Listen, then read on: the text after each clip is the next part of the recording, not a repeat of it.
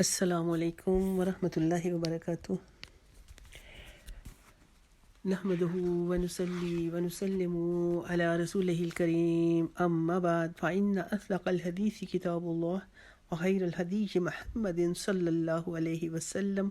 وشر الأمور محدثاتها كل محدثة بدعة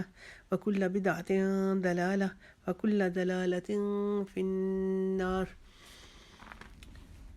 اعوذ باللہ من الشیطان الرجیم، بسم اللہ الرحمن الرحیم، واستغفر اللہ ان اللہ غفور رحیم۔ اللہ کریم اپنے کلام پاک میں سورہ بقرہ دوسرا پارہ اور آیت نمبر 199 میں ارشاد فرماتا ہے، اور اللہ سے معافی مانگو، بے شک اللہ بخشنے والا مہربان ہے۔ ہم سب جانتے ہیں کہ اللہ کریم اپنے بندوں کو دوزخ میں نہیں بھیجنا چاہتا، لیکن جو اس کے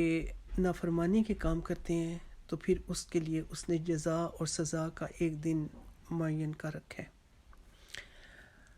اللہ کریم نے اپنے بندوں کو کبھی اپنی رحمت سے اس دنیا میں رہتے ہوئے، جب بندے اس کی اس دنیا میں زندگی گزار رہے ہوں،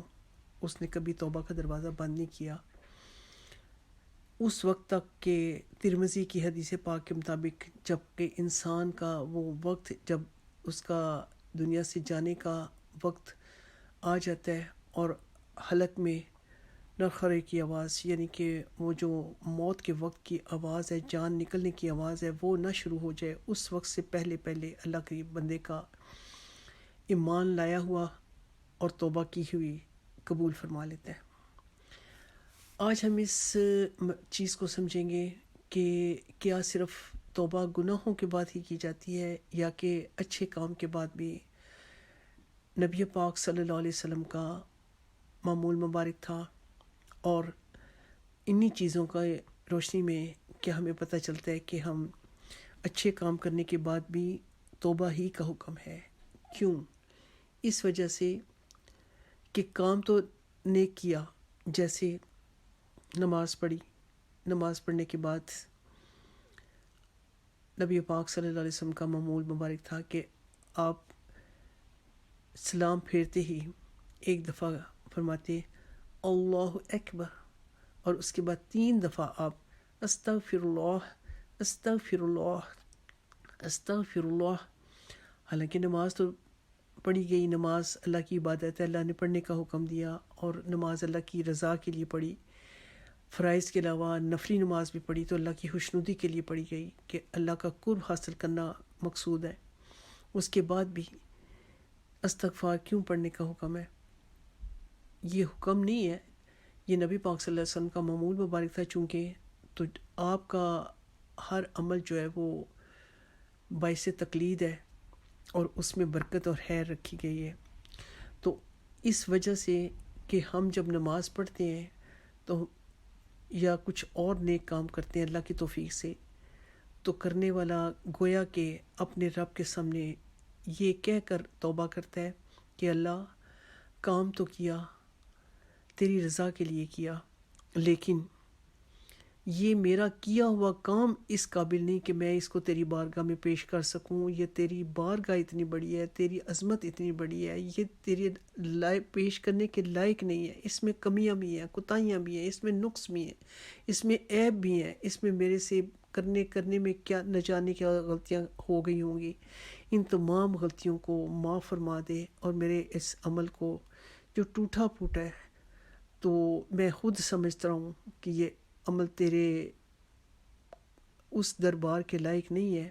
جیسا کرنا چاہیے تھا مجھ سے نہیں ہو سکا، تو مولا میری اس کوتاہی کی مجھے معافی عطا فرما دے۔ اس وجہ سے اچھا کام کرنے کے بعد بھی توبہ کی جاتی ہے، اس کا اچھا کام کرنے کے بعد بھی استغفار کا حکم ہے۔ جیسے کہ ہم نے وضو کیا، اور وضو میں نبی پاک صلی اللہ علیہ وسلم کے حدیث پاک کا مفہوم موجود ہے کہ جب تم میں سے کوئی وضو کرتا ہے تو وضو کے ہر قطرے کے عوض اس کے اللہ کی گناہ معاف فرما دیتا ہے، چھوٹے چھوٹے جو گناہ ہوتے ہیں وہ معاف کر دیے جاتے ہیں، اس کے لیے نیکیاں لکھی جاتی ہیں۔ لیکن نبی پاک صلی اللہ علیہ وسلم وضو کرنے کے بعد بھی، نیک کام کرنے کے بعد بھی آپ کا کیا معمول مبارک تھا کہ نماز وضو کرنے کے بعد بھی آپ دعا فرماتے، اشہد لا الہ الا اللہ واشہد ان محمدا عبدہ ورسولہ، اور اس کے بعد آپ سے یہ دعا بھی ثابت ہے کہ آپ فرماتے سبحانک اللہم وبحمدک اشہد لا الہ الا انت استغفرک واتوب الیک۔ اب کام تو وضو نیک تھا لیکن اس کے بعد بھی استغفار کیا۔ اسی طرح نماز کے بعد بھی کہ نماز پڑھی اور نماز کے بعد بھی آپ استغفر اللہ بھی فرماتے، اور نماز پڑھنے کے بعد یہی دعا آپ دوبارہ نماز پڑھنے کے بعد بھی آپ کا معمول مبارک میں سے یہ روایت ملتی ہے کہ آپ پڑھتے سبحانک اللہم وبحمدک اشہد لا الہ الا انت استغفرک واتوب الیک۔ اور یہی دعا مجلس کے خاتمے پر بھی، ہاں وہ مجلس ذکر کی ہو، اللہ کے دین کا علم سیکھنے سکھانے والی ہو، یا کسی بھی اور حوالے سے اچھے کام کے لیے لوگ ایک جگہ جمع ہوئے، اور حالانکہ اس مجلس کی بڑی فضیلت ہے، وہ بات اپنی جگہ، لیکن مجلس کے بعد، ختم ہونے کے بعد یہ مجلس کے کفارے کی دعا ہے کہ جو پڑھی جاتی ہے کہ یا اللہ، کام تو نیک کے لیے جمع ہوئے تھے لیکن جیسے اس کا حق تھا ہم ادا نہیں کر سکے، اس میں ہمارے سے کسی کی کوئی حق تلفی ہوئی ہو، کوئی دل آزاری ہوئی ہو، کوئی اس طرح جیسے کام کرنا چاہیے تھا کمی کوتاہی رہ گئی ہو، تو اس کے لیے ہمیں معافی عطا فرما دے۔ اس کے لیے بھی یہی دعا جو ہے وہ پڑھی جاتی ہے۔ گویا کہ ایک دعا 3 جگہ پہ جو ہے نا وہ پڑھنے کا نبی پاک صلی اللہ علیہ وسلم کا معمول مبارک آیا ہے، سبحانک اللہم وبحمدک اشہد لا الہ الا انت استغفرک واتوب الیک۔ اس کے بعد نبی پاک صلی اللہ علیہ وسلم گناہوں سے معصوم ہونے کے باوجود کہ انبیاء اکرام اللہ تعالیٰ کی خاص حفاظت میں ہوتے ہیں، آپ کا ارشاد مبارک ہے، مفہوم ہے کہ میں دن میں 70 مرتبہ اور کئی دفعہ صحابہ اکرام نے آپ کو ایک محفل میں بیٹھے ہوئے 100 دفعہ بھی استغفار پڑھتے ہوئے سنا، دیکھا۔ گناہوں سے معصوم رہنے کے باوجود کہ اللہ نے ان کو اپنی حفاظت میں رکھا ہوتا ہے، تمام انبیاء اکرام کفر سے، شرک سے اور گناہوں سے محفوظ ہوتے ہیں، لیکن اس کے باوجود اللہ کی طرف رجوع کرتے رہتے ہیں۔ تو ہمارے امتیوں کے لیے جو ہم دن رات گناہوں میں لتھڑے رہتے ہیں، ہر قوم پر ہمارا تو کوئی عمل ایسا نہیں کہ جس کے لیے ہم کہہ سکیں کہ یہ کام جو ہے جیسا ہونا چاہیے تھا ویسے ہی ہم نے کیا، چاہے وہ وضو ہو، چاہے وہ نماز ہو، چاہے وہ قرآن پاک کی تلاوت ہو، چاہے وہ حج ہو، چاہے کوئی اور عبادت ہو، چاہے فرضی عبادت ہو، چاہے نفلی عبادت ہو، کسی عمل کو ہم یہ نہیں کہہ سکتے کہ یہ کام میں کرنے میں ہمارا پوری طور پہ ہمیں یکسوئی حاصل رہی ہے، یا پورے طور سے ہم نے نماز خشوع سے پڑھی، یا ہمارے سے کوئی خیال ہمارا بھٹک نہیں کیا۔ لہٰذا ان تمام چیزوں کو مد نظر رکھتے ہوئے جب بھی کوئی نیک کام کریں،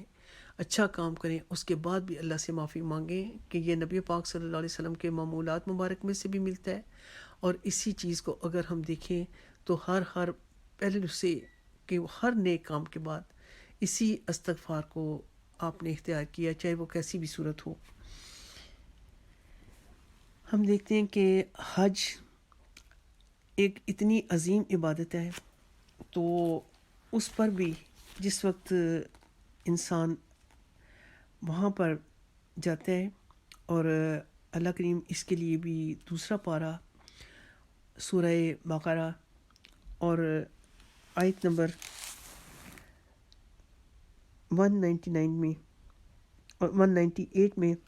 اللہ کریم اور 199 میں اللہ کریم ارشاد فرماتے ہیں کہ اعوذ باللہ من الشیطان الرجیم، بسم اللہ الرحمن الرحیم، لیس علیکم جناح ان تبتغوا فضلا من ربکم فإذا أفضتم من عرفات فاذكروا الله عند المشعر الحرام وَاذْكُرُوهُ كَمَا هَدَاكُمْ وَإِن كُنتُم مِّن قَبْلِهِ لَمِنَ الضَّالِّينَ ثُمَّ أَفِيضُوا مِنْ حَيْثُ أَفَاضَ النَّاسُ وَاسْتَغْفِرُوا اللَّهَ إِنَّ اللَّهَ غَفُورٌ رَحِيمٌ۔ کہ اللہ کریم فرماتا ہے کہ تم پر کچھ گناہ نہیں کہ اپنے رب کا فضل تلاش کرو، جب تم عرفات سے پلٹو تو اللہ کی یاد کرو۔ اب وہاں بھی تو اللہ کی یاد کر رہے تھے، لیکن اپنے ذکر کو اتنا اللہ کریم نے بندوں پر اس کی اہمیت واضح فرمائی کہ کسی لمحے بھی کوشش کرو کہ میرے ذکر سے غافل نہ ہونا، ان تمام جگہوں پر بھی جہاں تم کرنے ہی اللہ کا ذکر گئے ہو، لیکن اس کے بعد بھی جب تم عرفات سے پلٹو پھر اللہ کی یاد کرو، اور مشعر الحرام کے پاس بھی تم اللہ کی یاد کرو اور اس کا ذکر ایسے کرو جیسے اس نے تمہیں ہدایت فرمائی، اور اس سے پہلے تو تم بہکے ہوئے تھے۔ اور پھر فرمایا کہ اے قریشیوں، یہ خاص طور پہ قریشیوں سے، کیونکہ قریش مکہ جو تھے وہ وہاں سے نہیں پلٹا کرتے تھے،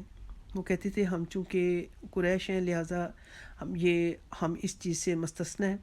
کہ ہم وہاں سے نہیں پلٹیں گے جہاں سے عام لوگ پلٹے تھے۔ یہ اوائل کی بات ہے، تو اللہ کریم نے اس صورت میں فرمایا کہ تم بھی وہیں سے پلٹو جہاں سے لوگ پلٹتے ہیں، اور اللہ سے معافی مانگو، اللہ بخشنے والا مہربان ہے۔ اب حج جیسی عبادت میں بھی ہم عرفہ کے دن کو اگر دیکھتے سنتے ہیں، وہاں پہ بھی اللہ سے توبہ کرنے کا حکم ہے کہ یہ وہ منظر ہوتا ہے کہ جب اللہ کریم اپنے فرشتوں پر ان لوگوں کے لیے فخر فرماتا ہے کہ یہ دیکھو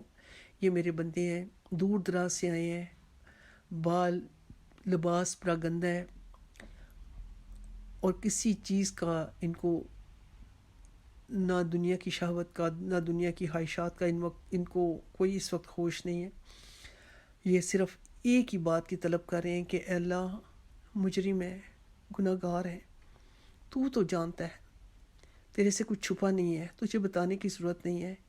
لیکن اللہ پھر ہم تجھ سے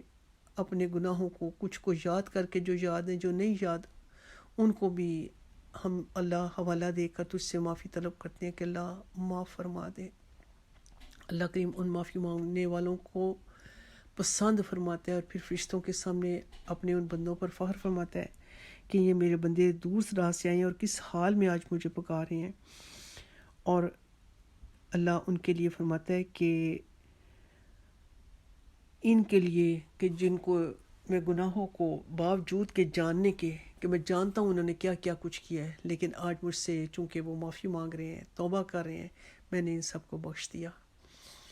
تو یہ وہ کام ہے کہ نیکی کے بعد بھی استغفار کا حکم جو ہے وہ اللہ نے خود دیا۔ اسی طرح تہجد کی نماز میں جب بندہ اٹھتا ہے، خوش نصیب اٹھتے ہیں، تو ان اٹھنے والوں کے لیے بھی اللہ نے قرآن پاک میں تعریف فرمائی کہ وہ لوگ جو سحر کے وقت اللہ کو پکارا کرتے تھے اور اپنے گناہوں کی معافی مانگتے تھے، کہ سحر کا وقت وہ ہے کہ جب کوئی اور نہیں دیکھ رہا سوائے اس ذات باری تعالیٰ کی، کیونکہ ظاہری بات ہے اس وقت انسان اپنے رب کی بارگاہ میں اکیلا ہے۔ دن کے وقت تو گھر میں اور موجود لوگ جو ہیں وہ انسان کے حال سے باخبر ہو سکتے ہیں، دیکھ سکتے ہیں، لیکن تہجد میں رات کے اندھیرے میں کمرے کی تنہائی میں جب انسان فقط اور فقط اپنے رب کی رضا کے لیے اپنے بستر کو چھوڑ دیتا ہے اور اپنے رب کے سامنے 2 ہی نفل صحیح پڑھ کر، اور اس مکھی کے سر کے برابر ہی کہ جو آنکھ میں آنسو آ جائے کہ اللہ کی عظمت کو یاد کر کے کہ کتنی بڑی اللہ کی ہستی تھی، اور میں نے اس کے سامنے گناہ کرتے ہوئے یہ بھی نہ سوچا کہ میرے رب کی آنکھ مجھے دیکھ رہی ہے، تو اس وقت وہ اپنے رب سے توبہ کر رہا ہے، اپنے گناہوں پہ شرمندہ ہے، آنکھ میں آنسو ہیں، کوئی نہیں دیکھ رہا سوائے اللہ کی ذات کے، تو اللہ کریم ایک حدیث قدسی کے مطابق مفہوم ہے کہ میرے بندے کے سر میں مکھی کے سر کے برابر آنسو نہیں آتا کہ میں اسے بخش دیتا ہوں۔ یہ وہ آنسو ہیں جو قیامت کے دن قیمتی موتی بن جائیں گے۔ موتی سمجھ کے شان کریمی نے چن لیے، قطرے تو قطرے جو تھے میرے عرق انفعال کے، کہ وہ بہتے ہوئے آنسو جو رب کی یاد میں، رب کے خوف سے، رب کی عظمت کا خیال کر کے، اپنے گناہوں کو یاد کر کے بہتے ہیں،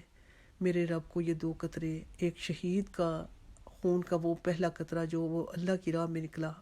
اور اس نے اپنی جان دی، اس کے خون کا پہلا قطرہ، اور ایک اپنے گناہ گار کا آنکھ کا وہ آنسو جو اپنے رب کی حیا کی وجہ سے نکلا۔ یہ دو قطرے میرے رب کو بڑے ہی پسند ہیں، اور ان آنسوؤں کا نکلنے والا خوش نصیب ان 7 لوگوں میں شامل ہوگا جن کو اللہ کریم اپنے عرش کا سایہ قیامت کے روز نصیب فرمائے گا۔ اللہ مجھے اور آپ کو، نبی پاک صلی اللہ علیہ وسلم کی ساری امت کو یہ توفیق عطا فرمائے کہ آج ہم اپنے لغزشوں کو، گناہوں کو، کوتاہیوں کو، غلطیوں کو یاد کر کے اللہ کے حضور گڑ گڑائیں، روئیں، اور جتنا ہو سکے اللہ کے حضور رجوع کر کے، کوشش کر کے کہ جب خاص طور پہ کوئی نہ دیکھ رہا ہو اس وقت ہم اللہ کے سامنے روئیں، کہ اللہ اپنے اس رونے والے بندے کو، توبہ کو پسند فرماتا ہے اور قبول فرما لیتا ہے انشاءاللہ۔ اسی طرح جب نبی پاک صلی اللہ علیہ وسلم کو اللہ کریم نے دین کا کام سونپا اور آپ نے اللہ کی توفیق سے وہ کام پورا فرما دیا، دین مکمل ہو گیا اور آپ کے دنیا سے جانے کا وقت آ گیا، اس پر بھی جب اللہ کریم نے یہ صورت جو کہ سورہ نصر ہے وہ نازل فرمائی تو فرمایا کہ اعوذ باللہ من الشیطان الرجیم اذا جاء نصر اللہ والفتح ورأيت الناس يدخلون في دين الله أفواجا فسبح بحمد ربك واستغفر إنه كان توابا، کہ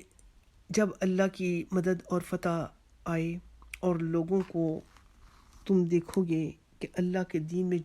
فوج در فوج داخل ہو رہے ہیں تو اپنے رب کی ثنا کرتے ہوئے اس کی پاکی بولو اور اس سے بخشش چاہو۔ وہاں پر بھی استغفار کا حکم کہ دین کا کام کر دیا، مکمل ہو گیا، نبی پاک صلی اللہ علیہ وسلم نے جو اللہ نے ان کو دے کر کام بھیجا تھا، آپ نے اپنی خود تکلیفیں اٹھا کر ان سخت دلوں کے سامنے اللہ کی توحید کو پیش کیا، خوش نصیب ایمان لے آئے، بد نصیب ایمان بھلے ہی نہ لا سکے لیکن آپ نے اپنے مشن کو پورا کیا، آپ نے اپنے اس فریضہ کو بأحسن طریقے سے ادا کیا۔ اس پر بھی اللہ کریم نے کیا حکم فرمایا، فسبح بحمد ربک واستغفر، کہ اپنے رب کی ثنا کرتے ہوئے اس کی پاکی بولو اور اس سے بخشش چاہو، اور پھر ساتھ خوشخبری بھی سنا دی کہ انہو کان توابا، کہ بے شک وہ بہت ہی توبہ قبول کرنے والا ہے۔ اور جب یہ صورت نازل ہوئی تو سیدنا ابو بکر صدیق رضی اللہ تعالیٰ عنہ رونے لگے، لوگ حیران تھے کیونکہ صحابہ کرام اس بات کو نہیں سمجھ سکے، لیکن پوچھنے پر سیدنا ابو بکر صدیق رضی اللہ تعالیٰ عنہ نے فرمایا کہ یہ دنیا سے نبی پاک صلی اللہ علیہ وسلم کے جانے کا اشارہ ہے کہ اب آپ کا کام تکمیل کو پہنچ گیا، تو اب آپ کی چونکہ دنیا سے جانے کے